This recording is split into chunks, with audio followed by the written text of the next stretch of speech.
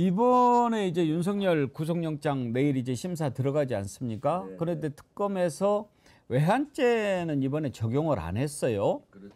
왜 그랬을까요? 아직 증거 확보라든가 수사가 아직은 좀 부족할 겁니다. 그럼 나중에 그걸로 추가 기소를 하는 거겠죠? 네, 제가 봤을 땐 추가로 할 걸로 보입니다. 최고위원님 보시기에 외환죄 적용될 게 수두룩하죠? 많죠. 네. 뭐가 있을까요? 실제 가장 중요한 것이 무인기를 평양에 보낸 예. 것이 있었고요. 그다음에 실제 그 헬기를 NLL 가까이에 띄워서 도발을 유도했던 사건이라든가 또는 오물풍선 왔을 때 원점 타격을 예. 물론 행동으로 이루어지진 않았지만은 지시하고 뭐 이런 과정들 있잖아요. 그런 과정들도 이제 외환죄로 볼 수가 있죠. 그리고 또 그 9.19 군사합의 효력 정지를 하고 난 다음에 대북 확성기 이런 걸 틀고 했을 때 저쪽에서 민원들이 그 계엄을 보냈잖아요. 예. 그런 거에 대해서 민원이 많았는데도 불구하고 중지를 안 하고 계속 했지 않습니까? 그런 것들은 왜 그렇게 됐는지 뭐 여러 가지를 따져봐야 되는데 나머지는 증거가 많지는 않을 것 같고 가장 명확한 것이 무인기 평양 침투 사건이라고 보여집니다. 하여튼 이제 뭐 전쟁을 일으키거나 최소한도 도발을 유도해 가지고 그걸 빌미 삼아서 계엄을 선포하고 이렇게 하려고 했던 것 같은데요. 이제 우리가 얼른 그렇게 하면 외환 유치 뭐 이렇게 떠오르는데 외환 유치죄가 근데 그 법조문을 보면 외국과 통모하여 이게 이제 조건이기 때문에 두 가지가 걸리더라고요. 하나는 외국, 북한을 우리가 외국으로 볼 수 있느냐. 헌법상으로는 아니잖아요. 네. 통모는 북한하고 짜고 해야 되는데 그거 아니니까 네.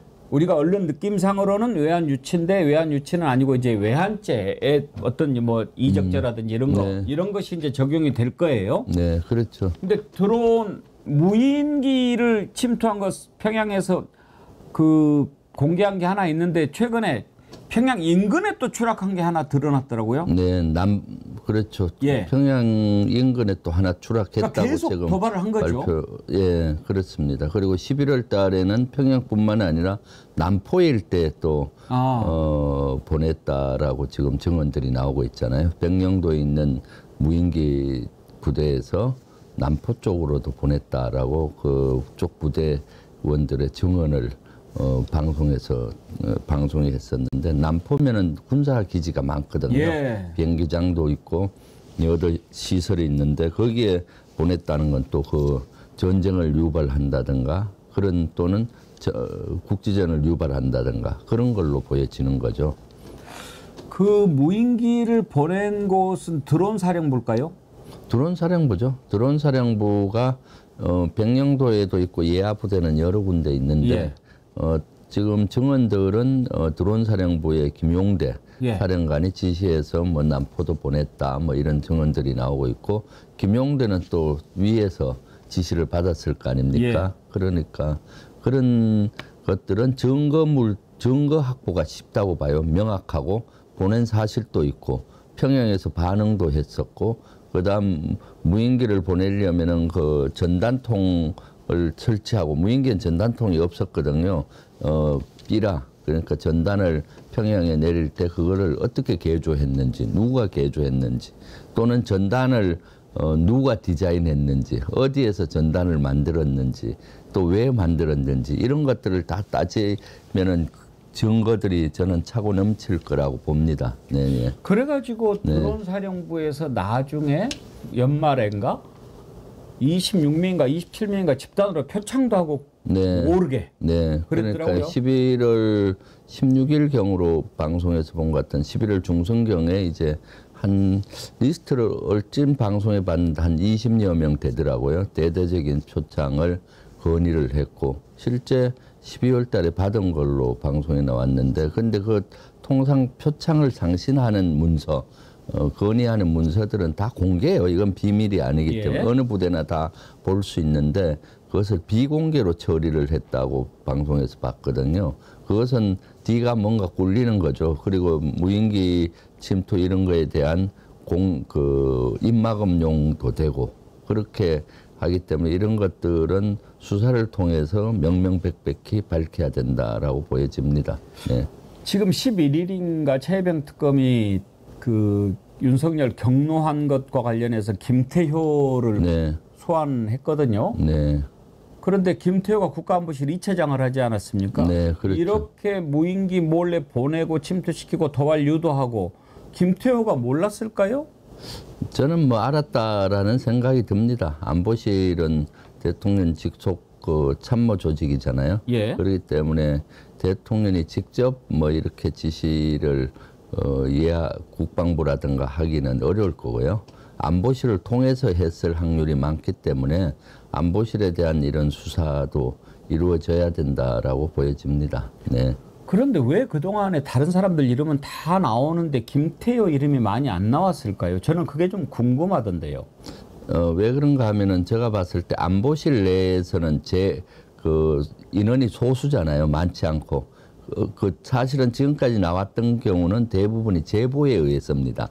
근데 안보실 내에서는 제보할 인원이 없는 거죠. 그러다 보니까 지금 저희들이 뭐 수사를 하는 것도 아니잖아요. 그러니까 지금까지 밝혀졌던 경우는 제보를 통해서 그 국방이라든가 청문회 확인 작업을 하고 증인을 채택했는데 제보가 안 들어오니까 거기에 대한 어떤 의혹을 제기하기도 뭐하고 그러니까 증인 채택도 되지가 않고 그런 문제가 있다고 저는 보여지거든요. 그래서 지금 내란과 관련해서 외환죄든 내란죄든 사실은 내란죄 같은 경우는 12.3 내란 때 그 투입된 부대는 이미 CCTV나 증언도 있고 제보도 다 있잖아요. 예. 그런데 이제 안보실이 어떻게 연루됐는지는 거기는 사실은 비서관 행정관들이 주도 있고 본인들이 관여됐는데 굳이 관여됐다면은 제보할 이유가 없지 않습니까? 인원도 많지도 않고 그러니까 제보가 안 와서 그렇다고 저는 보여집니다. 제보가 아무래도 부족한 곳이니까요. 거기는 네. 나올 때가 좀 적죠, 소스가. 네. 그런데요, 임성근이 이제 우리가 왜 최병 사건이 이렇게 꼬였는지는 우리가 다 이제 알고 있지 않습니까? 네, 그럼요. 윤석열이가 갑자기 뭐 임성근이 봐주려고 저렇게 난리를 치면서 그렇게 됐는데 우리 군의 전체 명예가 있어서 제가 조금 이런 말씀 드리기는 조심스러운데 제가 궁금해서 그래요. 임성근이 하는 거 보면은 정말 이해가 안 되잖아요. 부르지도 않는데 본인이 와가지고 막 특검 만난다고 막 돌아다니고 그 다음에 부르니까 와가지고 막 기자들 앞에서 뭘 읽고 가가지고는 또 묵비권 행사한다고 또 말 안 하고 막 이렇게 하는 거 보고 좀 정상이 아닌 것 같다 그런 생각이 들고요. 그래도 별 2개를 달았던 산호 아닙니까? 네. 사단장까지.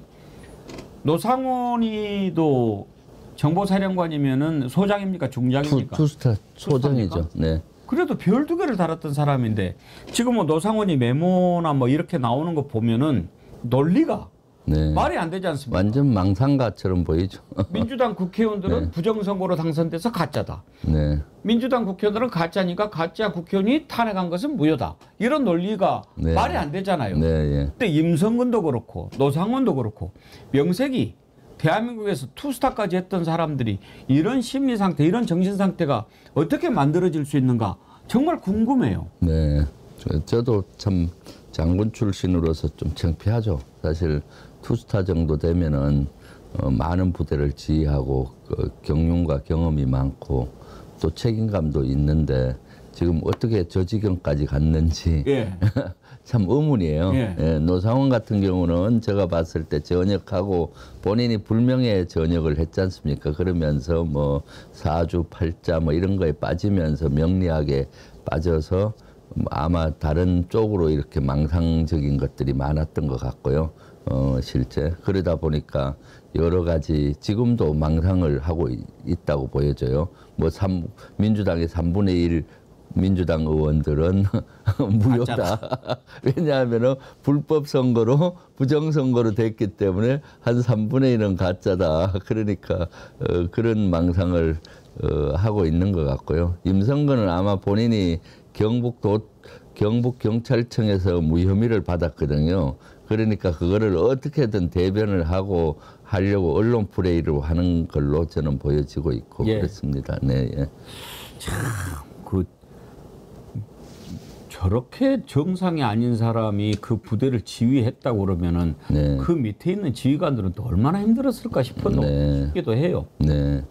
그러니까 사실은 어떤 일을 잘못했을 때 그때 인정을 시인을 하고 용서를 구하고 이렇게 하면 더 나쁜 길로 안 가는데 예. 그걸 자꾸 부인하면서 사실은 거짓말이 거짓말을 낳고 거짓말이 거짓말을 낳게 되는 거거든요. 뜨거운 거짓말을 낳고. 지금 임성근 사단장의 경우는 그와 같은 경우가 아닌가 싶어요. 초기에 아예 자기가 책임지고 떳떳이 물러나고 사죄드리고 이렇게 했으면은 거기 합당한 처벌을 받으면 되잖아요. 그런데 그때 이제 어떻게든 면피하고 하려고 하다 보니까 계속 악수가 뜨이고 지금도 그런 계를 악순환의 고리를 가고 있는 거죠. 네. 지금 이렇게 막 말도 안 되는 짓들을 하고 또 뭐 엉뚱한 소리 하고 그러는데 이게 다 윤석열이 뻔히 지금 돌아다니고 그러니까 더 그러는 거 아니겠습니까? 네, 그렇죠. 윤석열이 내일 구속되면 아마 엄청난 변화가 생길 것 같지 않습니까? 네,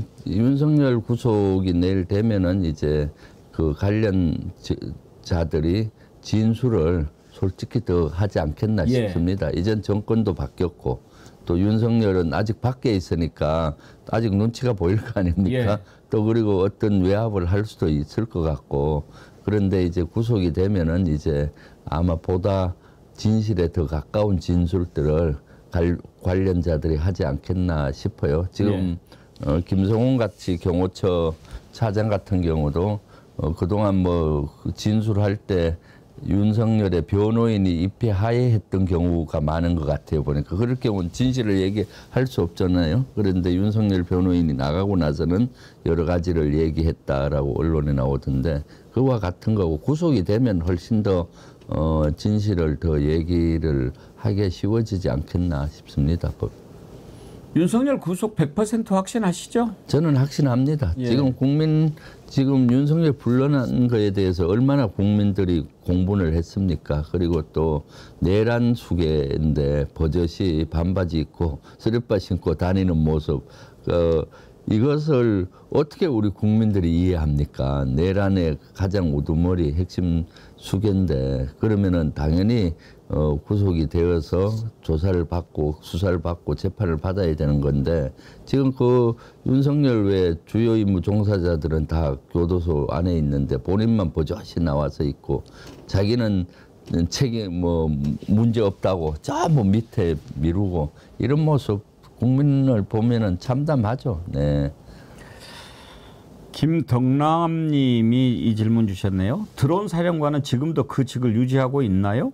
아니죠. 다 네. 바뀌었습니까? 네네. 예. 네. 네. 이번에 국방차관 바뀌면서 밑에 그 지휘관들도 다 대부분 교체가 됐습니까? 아직은 뭐 다 교체되진 않았고요. 예. 이제 장관이 임명되면은 예. 이제 대대적인 장군 인사가 이루어지지 않을까 싶습니다. 네.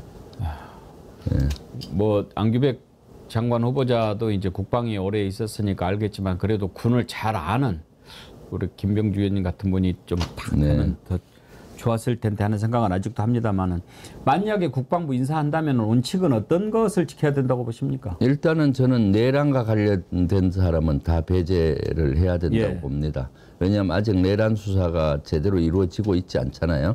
그래서 내란은 어떤 일이 있어도 다시는 역사에서 일어나서는 안 되기 때문에 내란과 관련된 인원은 일단 배제를 해야 된다. 그리고 난 다음에 이제 여러 가지 심의를 통해서 공정하게 인사를 해야 되겠죠. 네.